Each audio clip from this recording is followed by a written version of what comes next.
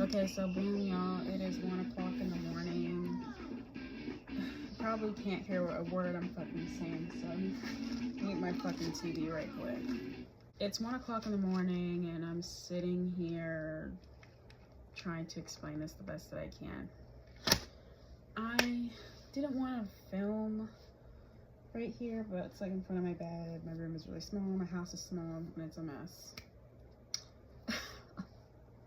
Like, whatever, who fucking cares?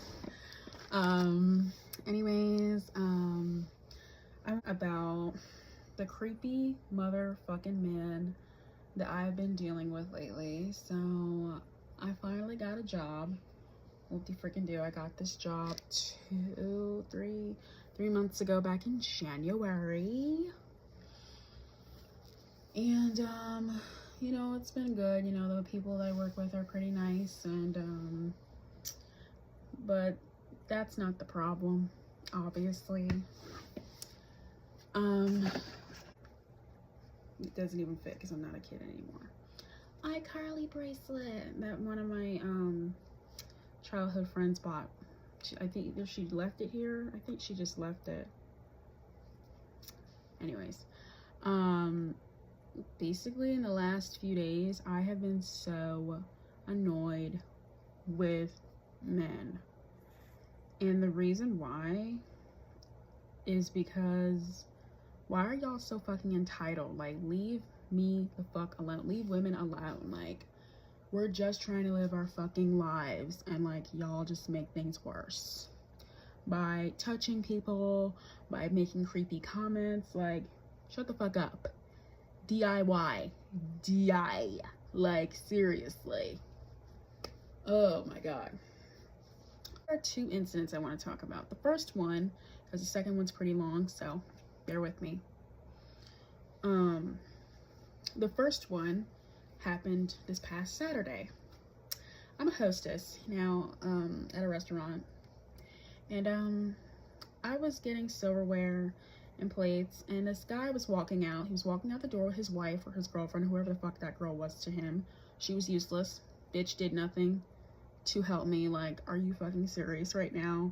You're just gonna let him talk to me like that, like, and do me like that? Like, okay, girl, whatever. Ugh. Anyways, I walk to the silverware and all that stuff, and I'm trying to get the plates and everything, and he tugs at the sleeve of my shirt. I'm wearing a short sleeve shirt.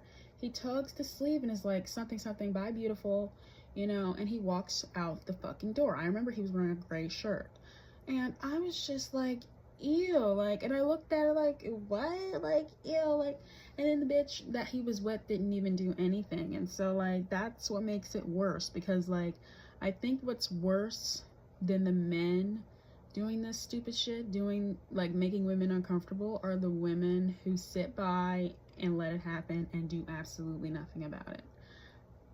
Like, ew. Second incident is pretty difficult to talk about. This happened this past Sunday, like 3 or 4 days ago, and it's pretty disturbing. So it all started when I can't talk. It all started when I was in the lounge room or whatever, and I selected a ride. You know how Lyft works, you know, I requested a ride. I didn't select it. I requested a ride. At first, this guy named Peter, he was going to pick me up, and, you know, he was gonna, you know, by the time this man was going to pick me up, it was gonna be motherfucking Christmas. It was gonna be Christmas because he was taking too long. That's my new saying. When someone is going too damn slow, it's gonna be Christmas by the time they get this done. Like, move it. And so because he was going so slow, or I don't know what happened, I was switched with, well, let's just call him Not Not. So Not Not was replaced by, you know, from Peter. I was no longer gonna have Peter as my driver. I was gonna have Not Not. So I say, okay, whatever, who cares? I didn't even know who the guy was. Turns out, not his wife. Yes, his wife was with him.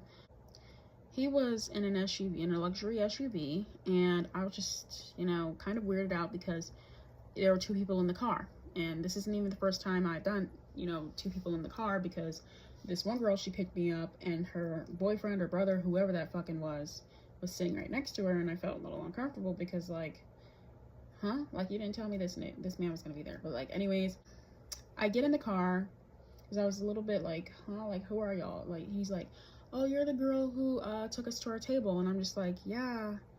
And, I talk about my job and, how much I got paid and, this and that, this and that. Yada, yada, yada, filler. We get on the highway. The minute we get on that fucking highway, shit gets really dark really quickly. He starts talking about how it's not easy to steal at Walmart or Food Lion or whatever. And I'm just like, what in the fuck is this guy talking about? And so then it gets worse. It goes from bad to worse. He's like, he's not even talking to me directly, he's talking at me. And so his wife is like agreeing with everything, like, yeah, never did I hear her say no or anything. And that's the scary part, because this man was literally talking about how, black people were in, there's more police in black neighborhoods and there are white neighborhoods, and I agree with that, But then he makes it worse by saying black women or these niggas out here, they steal more. So, what? Like,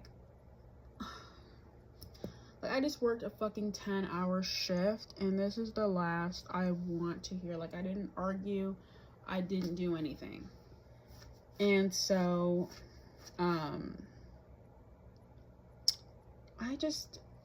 it was just so uncomfortable. Like, ew, like, what in the fuck?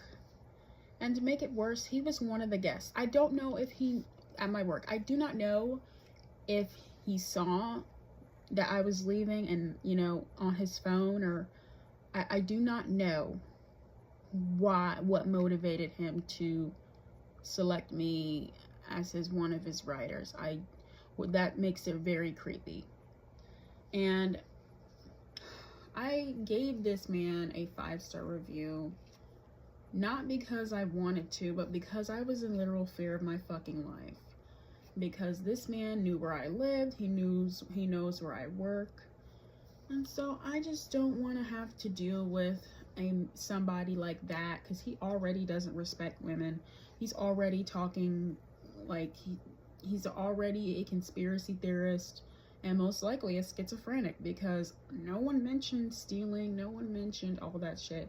He just started talking about that, like, oh, your ass is grass or whatever, or you're gonna be busted if you steal from this place because they got all these security cameras. Like, what in the fuck are you talking about? And so it just made me super uncomfortable. And also, he was about to miss my exit like twice, because the first time that it happened, he was in the wrong lane and eventually he got over. The second time it happened, he almost missed the exit, and eventually, like, at the last second, he signaled. So I blocked him, I reported him, and it's over. So that's all I can do. Hopefully I do not see the little psycho again, because a lot of these black MAGA supporters are just that. They are psychos. Like, they are fucking crazy. They are lunatics, and y'all need to, like, I need to have my guard up more, because I feel like, because I'm trying to do my job, I just, like, don't see it, or I don't notice it, and that's the scariest part. So yeah, that was my 2 creepy stories. And I should go to bed. That's another thing. I got 7 hours of sleep, that's good, but I worked 10 hours, that's bad. because that's, I worked more than I slept, and that's not good. Which made me so paranoid because I was so afraid that this guy was going to come back and say, why did you give me a bad review? Why did you do this? You know, and the nigga is already crazy. The man is already not, got a couple bolts missing in his head. And when someone like me is calling you crazy, calling you mental, that is really bad, because my mental health is not A+ either. But even I know the nigga was, this man needs help, like middle age. Like, Jesus Christ. Why are men like this? When will it stop? Anyways, probably gonna watch home movies or something, because I'm so tired. Look at me saying I'm gonna watch fucking television, and I'm tired. Oh, and I also told one of my managers, she's such a sweetie. I sent her like a very long text about it, like 20 minutes after it happened, because I was kind of in fear of my life. Like, when you look at that text message, now that I look back on it, it just makes me look like I'm going insane, and I was. So, yeah. I'm gonna go to bed now. Maybe. I always say that, and then I never go to bed. Blah.